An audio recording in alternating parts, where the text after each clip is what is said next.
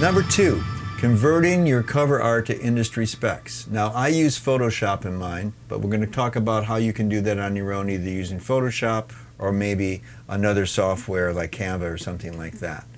But your cover art must be a perfect square, ideally 1500 pixels by 1500 pixels. I actually do mine at 3000 by 3000. I want higher quality, but it's at 72 dpi. I'm going to show you that in Photoshop in a second. Now, you cannot include any images of drugs, nudity, or extreme violence. Really sorry about that. The only accepted cover art text is the album title, artist name, and record label. This information must also match your song details. We'll talk more about that in a moment. Any contributing artist must be included in the contributing artist section, not in the song title. Your cover art must be a high-quality image, must be in JPEG, PNG, or GIF format, and a square or 1:1 aspect ratio.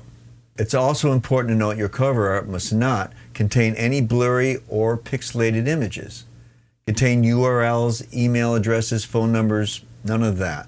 Contain track titles or track information, contain copyrighted or trademark materials, logos, company names, etc. You also cannot contain references for pricing, misleading information, images, or names of artists not on the album, or an upsell to another product elsewhere. Now I'm going to show you what I have used to create my cover art here.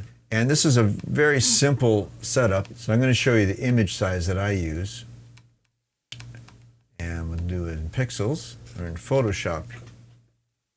3000 pixels by 3000, so a 1:1 ratio, square image, 72 dpi. And you can do this as the minimum of 1500. I usually do mine at 3000 just for a little higher quality image. But it really doesn't matter that much if you don't have anything that will actually even go that high. Then, the way I created this, I only had one picture of my friend Kenny, who this song is about, who passed away, and that's where this song came from.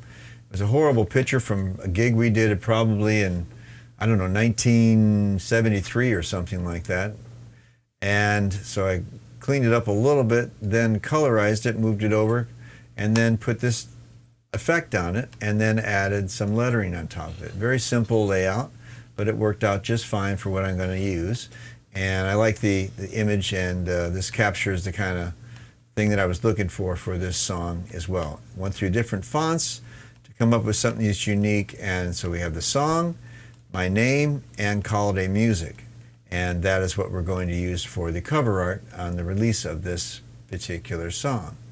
But you can also use, like I said previously, Canva and other softwares that are out there. Now, if you're not able to create something like this within the program I'm going to show you in the next step, there's a simple way of using just a photo and laying some text on it, and I'll show you that in just a second.